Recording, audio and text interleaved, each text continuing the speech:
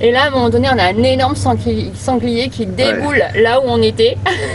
Et donc, on protège la bouffe. T'as envie d'aller aux toilettes, tu fais comment? Ah bah, la nature est là. Ouais. C'est pas un long fleuve tranquille, la vie de couple, il y a des hauts, il y a des bas. C'est des planches qu'on a achetées à Bricorama. Hein, et là, on se réveille et on regarde, et en fait, on était au milieu d'une déchetterie, quoi. Quand on a fait un peu aussi le burn-out, en fait. Ah ouais, c'est ça aussi. C'était une période difficile, c'est ça, tout à fait. Moi, j'ai fait un burn-out, donc du coup. Par rapport à quoi? Par rapport au boulot. Travail. Coucou Noélie, coucou David. Salut. Comment ça va? Bien. Ça va. Qu'est-ce que vous allez nous présenter aujourd'hui?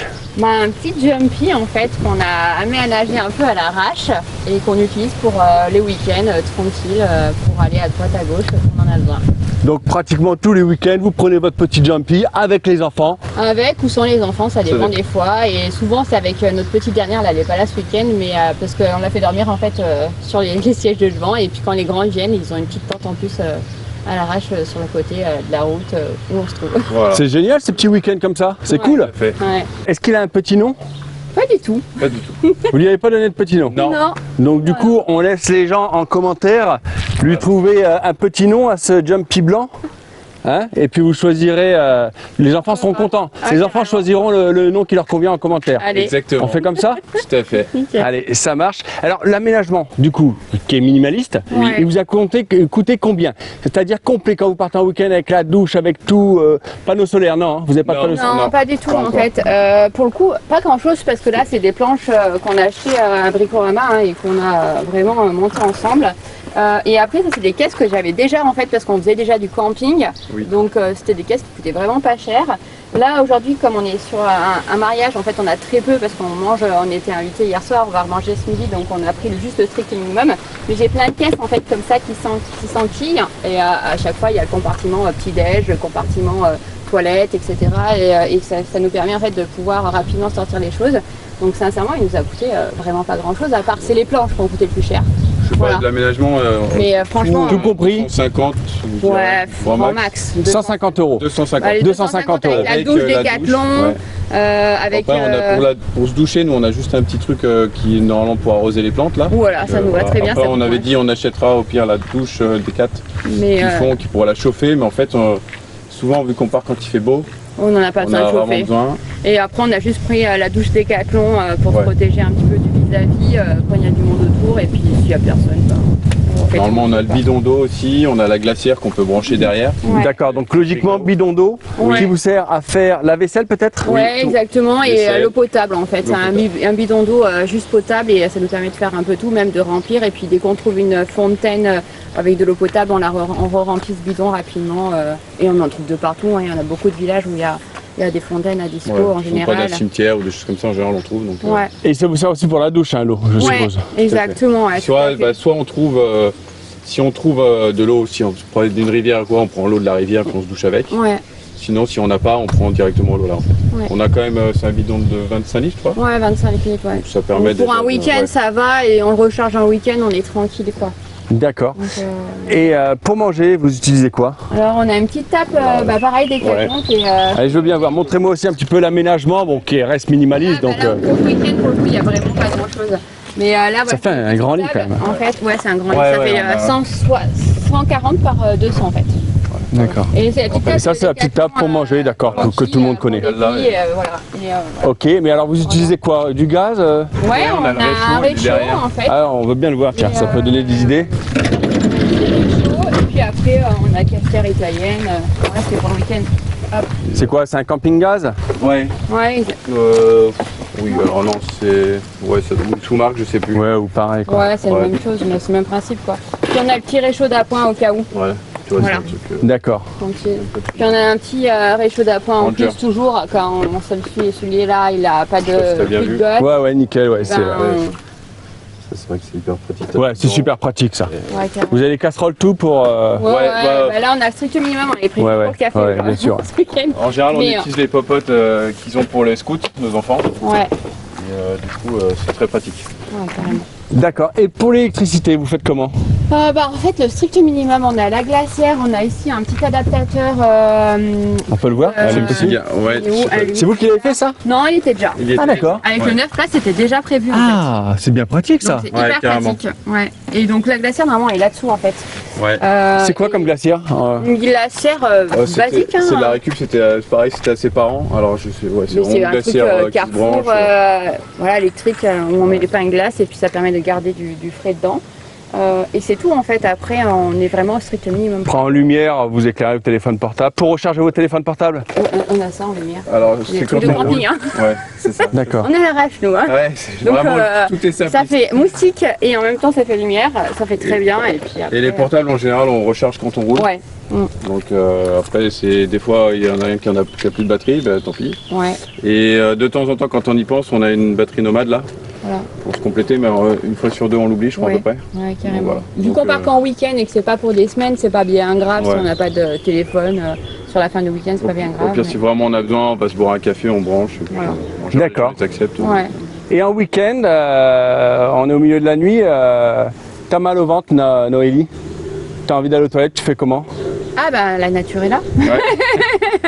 Alors, Donc, on fait toujours très attention de laisser le spot dans l'état, enfin vraiment on Ouais. ne laisser aucune trace. Ouais. C'est pareil au niveau des feux qu'on fait, des choses comme ça. Ouais. Soit s'il y a déjà un feu, on va laisser. Ouais, Mais si nous on fait un endroit où on fait le feu, on va toujours remettre en place comme si on n'était pas venu en fait. ouais, exactement. Pareil pour tout ce qui est toilette, on va toujours jeter les papiers, on les met à la poubelle. Ouais, L'idée c'est vraiment de laisser la place propre.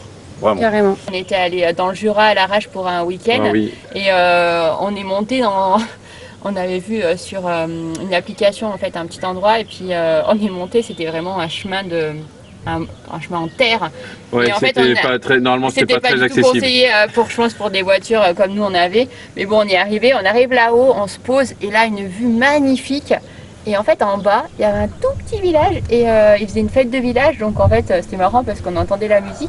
Il y Et puis avait après le feu il y a eu un d'artifice le énorme soir. feu d'artifice, on était mais je pense à la meilleure place en Ouais. fait. Donc on a profité du feu d'artifice mais vraiment au meilleur endroit. Ouais, Et on était juste carrément. là et puis après la nuit étoilée. Ouais, c'était top. C'était, ouais. Ouais, franchement, Ouais, c'est c'est frais, des mais- choses improbables en fait. Ouais, c'est ça. En fait des fois on tombe vraiment à des endroits fous. Et bon des fois on cherche un peu mais Ouais. Et votre pire expérience? quand on s'est trouvé en spot de nuit, spot pourri, hein, principe, on est arrivé, en fait c'était une déchetterie. Ah oui, c'est vrai. C'était une déchetterie C'était sauvage. un van qu'on avait loué quand on était Ouais. parti au Portugal avec les enfants et on est arrivé, c'était notre première nuit au Portugal. On n'avait pas, il faisait nuit et puis Ah, on est en arrivé fait, tard, on était. on est arrivé tard, on a commencé à trouver un premier spot et là on a vu panneau interdit aux campeurs, aux vannes, Ouais. etc. Donc on a fait demi-tour et on a trouvé une petite place là en pleine nuit. Hein. Bon, on se pose et puis là on se pose et puis on était avec d'autres copains en fait, on était trois couples, on avait tous loué des vannes avec nos enfants et on se pose et puis on commence à faire notre popote parce que c'était tard, les gamins ils en pouvaient plus, ils voulaient manger, c'était devait être déjà 21h30, 22h, ils étaient petits et là à un moment donné on a un énorme sanglier qui déboule là où on était et donc on protège la bouffe, tout le monde essaye de le faire partir etc. Bon il a eu peur, à un moment donné il est parti. Ouais. Et on se couche, bon sur le fait, on était tous crevés, on avait pris le vol d'avion, etc. On se pose, le lendemain matin, on se réveille et tout le était monde tous sort du van et puis on se dit mais punaise, mais il y avait plein de moustiques, c'est horrible. Aujourd'hui on a passé une super mal. Personne n'a dormi, hein, puis en plus super il y a des mauvaise voitures nuit. qui se garaient, on savait pas trop Ouais. pourquoi. Et en fait, là, on se réveille et on regarde. Et en fait, on était au milieu d'une déchetterie, quoi. On avait une déchetterie à ciel ouvert, en fait. Ouais, c'est des C'était déchetteries sauvages quoi. sauvage et on s'était mis là sans avoir vu, en fait, parce qu'on Ouais. ne le voyait pas. On a vu l'état du sol et tout, on a Et dit donc là, merde. on a dit, bon, allez hop, Plus on jamais. se remet, on se reste en pyjama, on s'en va, on va se trouver un autre spot pour prendre un petit déj tous ensemble, Ouais. tranquillou. Et je pense que ça, Bon, c'est après- mémorable, on en a ouais. bien rigolé. Hein. Mais, On en rigole encore, chaque on en fois c'est rigole le encore. truc. Mais voilà, c'était vraiment un truc inoubliable. C'était négatif et aussi positif parce que quand on y pense avec nos copains, on fait que rigoler quoi. C'était une super soirée. C'est clair. Ouais, tout à fait. L'histoire quand même du sanglier, je pense qu'on s'en souviendra toute notre vie quoi. Ouais. Et ça a été quoi le déclic de se dire allez on va passer nos week-ends en van aménagé, on va faire un petit truc aménagé pour... C'est quoi le déclic? C'est quoi? C'est financièrement? C'est se dire non l'aventure? C'est quoi? Ouais, c'est plutôt la liberté, j'irais même Ouais. plus que l'aventure. C'est pas financier. Non, c'est vraiment juste la liberté. Bah, ça nous permet aussi de partir pour pas cher, enfin pour presque rien en fait. Ouais, À mais part pour rien. l'essence. En fait. Ouais. Et puis voilà. On Donc peut dire que c'est des vacances gratuites? Ouais, c'est ça, Euh, c'est ça. Et puis ça fait une coupure dans la semaine, quoi. Ouais. Quand on va en van life, c'est comme si on était vraiment en vacances, même pour 2 jours en fait. Ça permet de bien décompresser en fait. Nous, c'est des moments où on est un peu chargé au niveau du boulot. Et vous faites quoi? Si on peut en parler, vous faites quoi?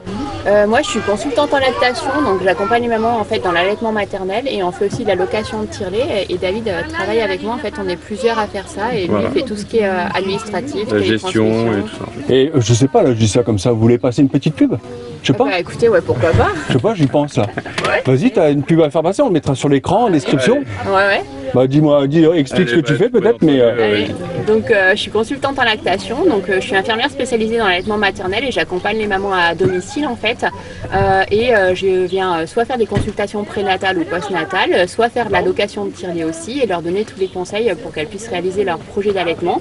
Et le nom c'est Un Monde Sain et on est sur Instagram et sur Facebook et on est plusieurs en fait. J'ai des collègues qui sont en Ardèche, moi je suis de l'Isère mais j'en ai une collègue qui est en Ardèche, une dans la Drôme, une dans la Savoie, etc. un peu partout et puis on travaille tout ensemble pour que les mamans puissent allaiter et réaliser leur projet d'allaitement. Donc on est plus basé sur la région Rhône-Alpes? Même pas en fait, on a des personnes en Essonne et dans la Mayenne et puis dans le sud aussi. Pyrénées-Orientales. Voilà. Donc là, quelqu'un qui regarde la vidéo partout en France, on peut quand même te contacter et on verra. Ouais, exactement. Vous allez sur le site Un Monde Sain ou sur Instagram ou sur Facebook ou même sur le mien, Noélie Chelouche aussi. Je suis sur Instagram et puis comme ça vous avez toutes les petites infos et puis nous contacter. Vous avez quel âge? Nous on a 42 et 43. 42 et 43. 42 ans, mais c'est pas. Ah, t'as 42, mais dans pas longtemps. 42 et 43 ans. Et vous avez déjà 3 enfants. Ouais. Et le plus, que vous avez fait tous les deux. Ouais. Oui. Le plus vieux. Oui, on a fait tous les deux. Elle a fait le plus gros travail concrètement. Il a 19, le plus grand. Le deuxième, il va bientôt avoir 17. Et la petite dernière, elle a eu 11 ans là, il n'y a pas longtemps. Ok. Et du coup, là, c'est des questions que je pose jamais, mais j'ai envie de les poser parce que vous faites vraiment très beau couple et assez complices. Et du coup, donc ça fait combien de temps que vous êtes ensemble? 23 ans. Ça fait 23 ans. 23 ans. Donc qu'on est mariés. Donc vous êtes rencontrés quand vous aviez à peu près 20 ans, quoi. C'est exactement, à 19 ans, on s'est rencontrés. Toi, t'avais 19. Et on s'est mariés l'année d'après. Vous êtes rencontrés où? En fait, c'est le cousin de ma copine de promo d'infirmière. Voilà, c'est grâce à ma cousine. Enfin, grâce, je sais pas, en fait. D'accord. Et 20 ans après, vous êtes toujours ensemble? Ouais, c'est ça, ouais. Et on va en van life beaucoup, en fait, avec sa cousine, en fait, tout le temps, en fait. On est souvent avec eux, en fait. C'est notre groupe de... Ils ont un petit ils ont un Peugeot aménagé, eux c'est bien mieux aménagé parce qu'ils partent... Ils ont un toit qu'ils ont mis, etc. En fait, là ils sont en Norvège actuellement. Ouais. Donc, mais ouais, tout à fait. Donc voilà. Et du coup, après 20 ans comme ça de couple, vous pensez toujours aussi complice qu'au début, tout ça, non? Bah, je pense que oui, en fait, on se connaît de plus en plus, donc oui, j'allais dire encore plus. Mais après, on fonctionne, on se complète beaucoup. Donc, ça c'est toujours c'est beau, hein. Non mais c'est comme c'est de plus en plus rare. Moi je pose la question, désolé, mais c'est de plus en plus rare malheureusement de voir un beau couple comme ça, complice, ouvert, vachement ouvert d'esprit et tout, 3 enfants, que ça dure. Malheureusement, c'est de plus en plus rare. Ouais. Après c'est pas un long fleuve tranquille. La vie de couple, il y a des hauts, il y a des bas. Mais il faut savoir résister. En fait, il faut savoir pas lutter, mais à des moments où c'est difficile. Il faut savoir l'accepter et puis se parler, vraiment faire... communiquer et puis après un orage, il y a toujours le ciel bleu, donc ça va. Il faut faire des projets, on a toujours des projets ensemble, des choses comme ça qui fait que, voilà, on peut se reprojeter. C'est vrai que sinon on s'enferme et puis on n'est pas dans la société aussi de consommation. Et le mariage, pourquoi ça casse souvent, c'est ça, parce qu'en fait on passe à autre chose parce que ça nous plaît plus. Ah non, mais en fait, voilà, peut-être que ça plaît plus comme ça, peut-être qu'il faut en discuter et que finalement on va trouver un compromis. On évolue aussi, on change, on n'est pas du tout les mêmes qu'on était il y a 20 ans. Ouais, d'accord, et en 20 ans, est-ce que vous avez déjà pensé fortement, 1 ou 2 fois, très fortement, ça a failli arrêter, stopper, allez on arrête tout, on se divorce? Ah bah oui, oui c'est sûr. C'est déjà arrivé.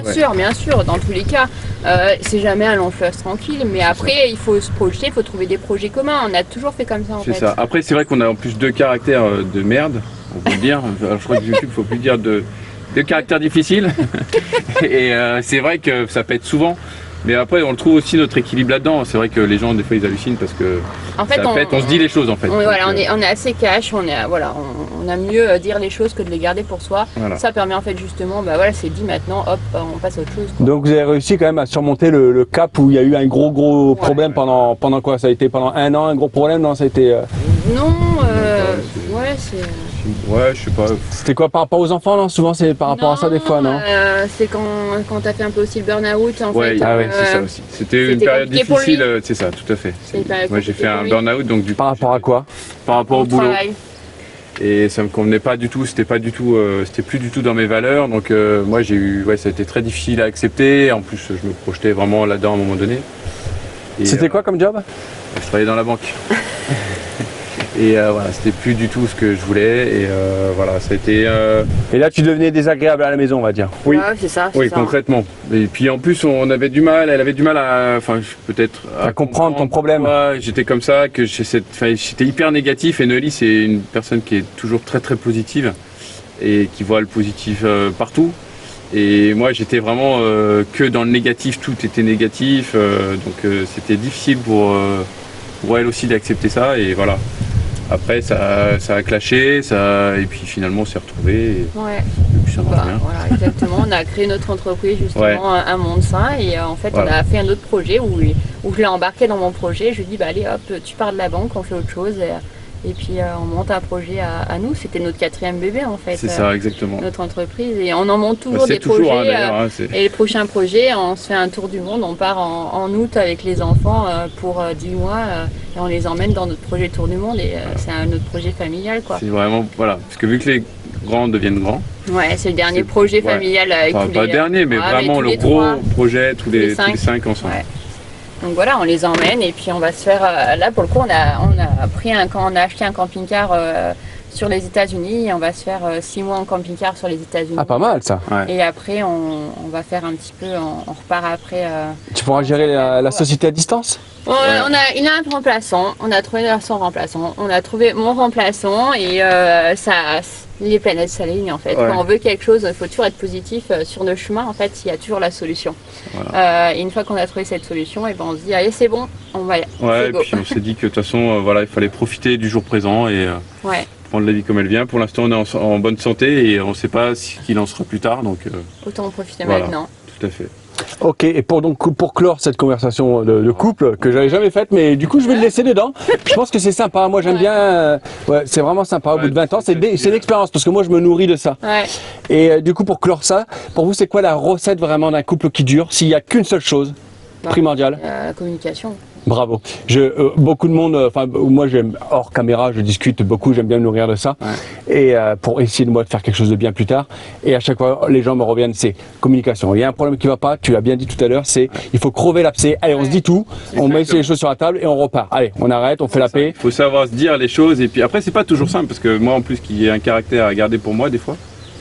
Donc il faut qu'elle vienne me chercher pourquoi est-ce qu'il va pas et après ça pète ou on arrive à se parler ça se dit, mais le principal c'est de communiquer, dire les choses et puis rien garder pour soi. Puis savoir faire des compromis aussi parce que c'est vrai qu'on fonctionne pas forcément de la même manière et des fois il faut accepter que l'autre ne fonctionne pas ou ne pense pas comme nous et s'adapter à cette façon et que voilà, pas grave, on continue comme ça et ça va. Ouais, carrément. D'accord. Savoir s'adapter aussi. Génial, mais c'est bien aussi des fois de parler comme ça face à la caméra ensemble, c'est un peu une thérapie, on se dit. C'est ça, tout à fait. Vous vous rappellerez quand vous regarderez ça ensemble. Quand ça va plus un jour, là, je sais pas, dans 5 ans où il y a une grosse crise, eh bien on regarde la vidéo. On regarde la vidéo. Ouais, non, il y aura forcément de façon, on espère que ça va encore durer, donc il y aura forcément des. Ouais, je pense que là on est pas mal pour toute la vie là. Ouais. Top, super. Eh ben merci beaucoup à vous. Merci à toi. Et puis à très bientôt. Allez, je dis aussi au revoir comme ça à tout le monde. Je sais pas si on va voir tout le monde là, je sais pas si c'est pas assez grand. Allez, merci à vous. Abonnez-vous à cette chaîne si vous voulez recevoir tout plein de vidéos comme ça sur la van life et sur les van tours. Ciao, salut tout le monde. Salut.